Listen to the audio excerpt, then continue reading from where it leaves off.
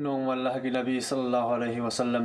حضرت أبو هريرة رضي الله تعالى عنه قودنا أموت أكايامنا ليبا فتاودي بيفم مفهم أمد بورغا سلمي هاري مفهم أسدا ميكي هكسانجي كيات كيا هكسانجي أسيب هكسانجي سرو سيان سين ليرميا فتاودي أمان سوي كيا أمسول ليرمي متمددا نوسيب رسول صلى الله عليه وسلم أبو هريرة رضي الله تعالى عنه دهاي أبو هريرة مفهم أسدا ليبا Homdang saru singase saru tangairaba mi makok singase matam amada nakhoi gumna tabang pana sida hinglam bangak tani nakhoi gumna ahaw puta chaba pamlamba nakhoi gumna asang ba manglan sing manglamba nakhoi gumna dunia gi matung da tanaramba nakhoi gumna haraw ba pamlamba nakhoi gumna siba kiramba siba pamlandaba dugumla ba kangbu ngaktani mafam asida tariba fatawdi amang amang asoi singasi karino Masigidamokta miyoibana khatnariba masibu chanabagidamokta miyoibana ahing nungthil leptana hotnariba masibu chanabagidamokta ayuktagi nungthil phawba thabak suriba labuktagi hawraga chakhom olaga aikhoigi mamangda laktri phawba hotnaduna hawhannaba thumannaraba hotnaraga chakhiba adugulaba chinjak sing aduni ngasi mangda uraga laiba phatta hawdi sing asi matam amada haiba chinjak sing asigi manam taraga mabuk khuding makna chak lam naramba madugi mai kaida sensin naramba do ngasina magi manam nasidagi mayam na lap na lairibani mayam na laitam pham da lap na mase uhundok laga thamlibani haina masini insan mi bagi punsi haibase masita bada Abu Hurairah radhiyallahu ta'ala anhu o khongna kaplamni nusir baisil nausing matamasida mu'min musulman ai khoina ngasi si ba haibase sumning ningsing khidre ai khoi gi mitmang da mioi kaya thawai lan khre Allah gi manak ta lam khre han khre kalam ba thoram ba kaya phauram ba kaya sathi ra ba kaya security kaya la ngak selam ba kaya magi matam na yorok pada accident tawraga mayum da phamna AC gi room da laina awang ba yub thakta harau nungai na koi ringai salingai mapu gi manak ta adumak han khre aikoina holiba ning sa sor asi kaidongai lep ki keni haiba khangwa ngamde Tarang pan asida aikoi na hingle basi ding sagi hondok honjin asina aikoi ga loi na ri phau batani masina loi khibaga aikoi gi thabak loi rabani afaba taw ge haira basu phattaba taw ge haira basu loi rabani nungsir bisil naw sing aikoi na thausa dan le hingle basi hakchang na sonjil laktri phau batani muk nangan na si basi karino hai warning sing na dana hingle basi hakchang da kallingai thawringai matam tani ngaktang khan tharaga yengsi ngasi ahallaman sing na aduna sondana phamung taraga laina kaya se khoi muktang yengsi khandaraga matam amada makhoi sing asi kheklam ba lawramba mi bu wahallamba dunia bu phangna ba haina tanaramba nungaina bani haina noma nungaire khegani haina ahin nungthil khangdana sel talamba hotnaramba achum aran khangdana phaphatta tidana talamba kaya ngasi phamung da taraga lai kari phawrung gani magi makhada miyoi kaya magi hukumda magi ya thangda magi khutki ingitta miyoi kaya lairamba chelamba adu singa ngasi magi loan phawba khangma ngamdre magi nungsiraba macha masu singna mabu kauri baba haina adubu khomba ngamdre ahaw bajinja kaya magi mangda thammi adubu lokhlaga chaba ngamdre phajaba kaya harawba kaya nungai bori kaya tarabasu magi maithongda nokphet tawba ngamdre mon nokpa ngamdre asum tawduna nongmadi mahakki mangda thawai loba farista laktuna magi thawai sodumak satlaga pokhi karimta tawngamde kanana sukan mangam haude sibagi matam bungpham khangdaba kaidongai sigani haina khangdaba insan mebana asuk yamna thausadana lairiba asi siraba matungda karamba taibang lairiba noi khoina amuk Allah na yabina bo hondarna bagi damakta punsi chukpa mina kari tawribano ma kayam faribano kayam phattabano masigi se thijenbada khogi punsi tangkhai ma haukhre kalak mi haubada amadi isai nongmaida Jagoida raga amada uningi apamba tawduna punsi lenbada aikhoigi punsigi ayam saruk haukhre ngasira hayengna khangbonate aikhoina hingliba asi du sira matungda aikhoina hingliba punsi marel asiga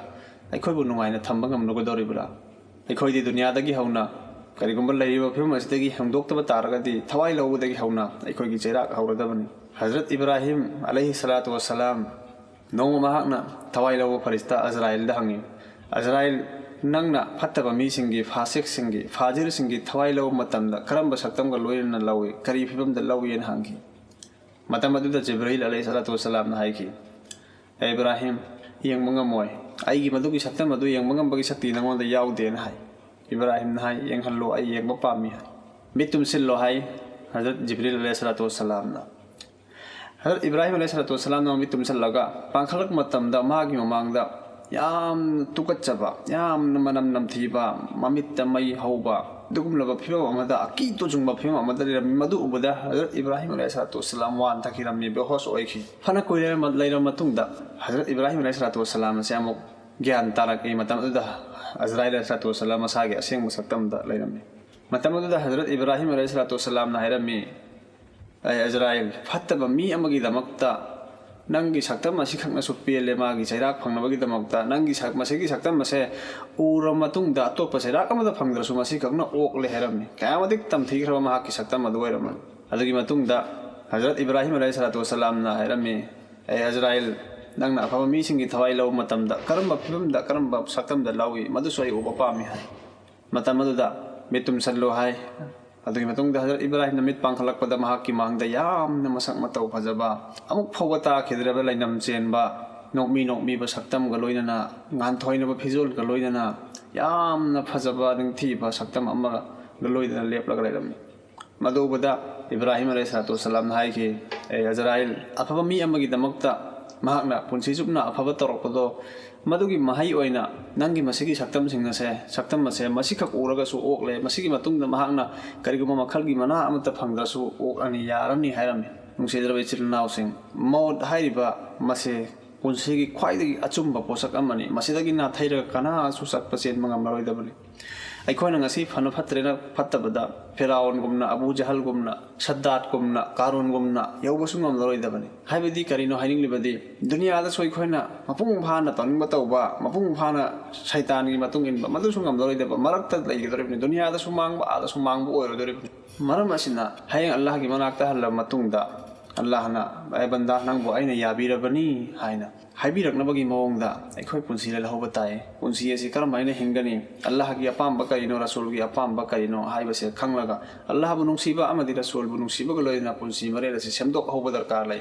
मदु नत्रबदि मित असिना हेक तुमसिनबगी मिकुप्तगी निंगम दबा गाक्तनी तमथीबा गाक्तनी यामना साथीरब मफमदा यामना साथीरब मओंगदा यामना साथीबा फिबमदनी नुंसीरब चिलनाउसिंग अखोयना लैरुगदरबासे हजरत मूसा अलैहिस्सलातु वस्सलाम दा अल्लाह रब्बुल इज्जत नांगी ए मूसा नंग थवाई लौखिबगी फिबम असि करी करमाइना उबनोने हाय मतमदुदा मूसा अलैहिस्सलातु वस्सलाम ना हाइखि अहिंबा हमेंग अमदगी हिंगना मागी मवन्नदो खोक्तोकपा मतमदुदा माना फंगफन चोंगबा अदुगुमनि थवाई लौबसि हायना हैरमनि फत्तब मीसिंगी फासिकसिंगी अल्लाह रसूलगी हाइबा इंदबा कांगुसिंगी थवाई असे लौबदगी हौना यामना तमथीबा मओंगदा अखोयगी वखलना ज्ञानना लौसिंगना लाबा फंगदा मओंगदा लौगदोरिबा मसिदगी हिंगनबगी दमक्ता असि अखोयना ताइबंगपानगी औबा खरा असिदा थाजरगा कुरान अमदी हदीस की पौताकसिंग फाउबा इसा इसागी अपाम्बदा सिन्ननबा होनरिबा तनफम असे हाइरिबा मतम असिदा इसा असि यामना चेक्सिनबा अखोयगी खोंफम खुदिमक चेक्सिनना कामगा थांगबगी दरकार अदो लैरबनी मिमांगदा गुनाहगी लंबीसि यामनखिदना अखोयदा फाथनबा फासिनबा अल्लाहबु निंसिंगनबा रसूलबु निंसिंगना मतमसे अमा फाउबा लैत्रे कारोबार तौबा कांगबुना पुंग कुनमरी से कारोबार द लेनखिबा नमाज मतम मंगा सोली हाइना लैथोकपा अतोपा दायित्व अमता मागी मथक्ता लैत्रबगु सुमाइन तौना लाइट लाइसु तंबा कांगबुना मसिसु दुनियागिनी तौदबा यादे हाइना मसिगी बिंगदा अदुमक मदुदा लैथोअगा लैखिबा लैसिलगा लैखिबा मदुगिदमक्ता नमाज रोजा अमदी अतोपा अफबा थौदांग कया लौबा याबा थौदांग कया अमा फाउबा थवा सादबा लाइक तंबगी मिंगदा मुसलमान कोम चौखतकदबनी हाइबगी मिंगदा ngasi मथोंगरम खंगदबा नुपा नुपी पुन्ना लाइक तमिनबा मसिगी मिंगदा ओइबा फितना फसाद कया हारिबसिंग असिगी हिसाब असे अखोयना मपुगी मांगदा करमाइना पीरुगदरबनो नोमखक अखोयना तौरबा थबकसिंग असे नुमिदांग इसाना इसादा वाहंग तौरगा यंगसे मपुगी अकीबा मांगदा थमलगा मपुगी न्यामसिंग असे मांगदा थमलगा मपुना अखोयदा थौजालबीरिबा असे मसिबुनुम असे मांगदा थमलगा आइना अयुक्तगी नुमिदांग फौदा तौखरिबा असे करिनो हाइना इसादा करी तौखिबनो हाइना हिसाब लौरगा यंगसे मदुदा खुंबा ngambra यंगसे नोमगी हिसाब अदुसु इसाना इसादा लौजबा मसिदा फाव खुंबा ngamdraba इसादा पाउखुम लैत्रबा हेंग मपुगी मांगदा करमाइना पाउखुम पीरुबनी कुल्लु नफ्सिन जाइकातुल मौत थवाई पानबा खुदिमुकना मौत की महाउ तांगनदबनी फन चोंगलिबा मुकलिबा फुतानी तौरिबा करीम कथाइनरगा हिंगलिबा थवोइद्रिबा ताइबंगी मयादा ngauriba खुदिमुक असे मागी मांगदा अजराइलना तमथीबा सक्तम अदुगा लोइदना लेपलद्रि फावबतनी ꯑꯁꯤꯡꯕ ꯃꯤꯑꯣꯏꯁꯤꯡꯅ ꯃꯁꯤꯒꯤ ꯃꯃꯥꯡꯗ ꯑꯖꯔꯥꯏꯜꯅ ꯐꯖꯕ ꯁꯛꯇꯝꯗ ꯂꯥꯛꯅꯕꯒꯤꯗꯃꯛꯇ ꯑꯩꯈꯣꯏꯒꯤ ꯄꯨꯟꯁꯤ ꯑꯁꯦ ꯁꯦꯝꯗꯣꯛꯄ ꯃꯊꯧ ꯇꯥꯏ ꯁꯤꯗ꯭ꯔꯤꯉꯩ ꯃꯃꯥꯡꯗ ꯒ꯭ꯌꯥꯟ ꯇꯥꯍꯧꯕ ꯃꯊꯧ ꯇꯥꯏ ꯁꯣꯟꯖꯟ ꯅꯥꯁꯤꯜꯂꯛꯇ꯭ꯔꯤꯉꯩ ꯃꯃꯥꯡꯗ ꯆꯠꯄ ꯊꯣꯛꯄ ꯉꯝꯂꯤꯉꯩ ꯃꯅꯨꯡ ꯑꯁꯤꯗ ꯂꯣꯟꯕ ꯁꯛꯄ ꯉꯝꯂꯤꯉꯩꯗ ꯇꯥꯕ ꯉꯝꯂꯤꯉꯩ ꯆꯩꯅꯨꯡ ꯑꯁꯤꯗ ꯑꯩꯈꯣꯏꯅ ꯑꯜꯂꯥꯍ ꯑꯃꯗꯤ ꯔꯁꯨꯜꯒꯤ ꯌꯥꯊꯪꯁꯤꯡ ꯑꯁꯦ ꯄꯥꯡꯊꯣꯛꯂꯒ ꯚꯥꯞ ꯇꯥꯔꯒ ꯃꯗꯨꯒꯤ ꯃꯇꯨꯡ ꯏꯜꯍꯧꯕ ꯑꯃꯗꯤ ꯍꯤꯔꯝ ꯈꯨꯗꯤꯡꯃꯛꯀꯤ ꯒꯨꯅꯥꯁꯤꯡꯗꯒꯤ ꯉꯧꯕ ꯗꯔꯀꯥꯔ ꯂꯩ ꯅꯠꯇ꯭ꯔꯕꯗꯤ ꯐꯤꯠꯅꯥꯒꯤ ꯃꯇꯝ ꯑꯁꯤꯗ ꯇꯔꯥꯏꯅ ꯏꯁꯥꯕꯨ ꯀꯟꯖꯕ ꯌꯥꯝꯅ ꯑꯔꯨꯕꯅꯤ ꯑꯜꯂꯥꯍ ꯔꯕꯨꯜ ꯏꯖꯠꯅ ꯑꯩꯈꯣꯏ ꯈꯨꯗꯤꯡꯃꯛꯄꯨ ꯋꯥꯈꯜ ꯈꯟꯊꯕ ꯉꯝꯕꯒꯤ ꯄꯥꯡꯒꯜ ꯄꯤꯅꯕꯤꯁꯅꯨ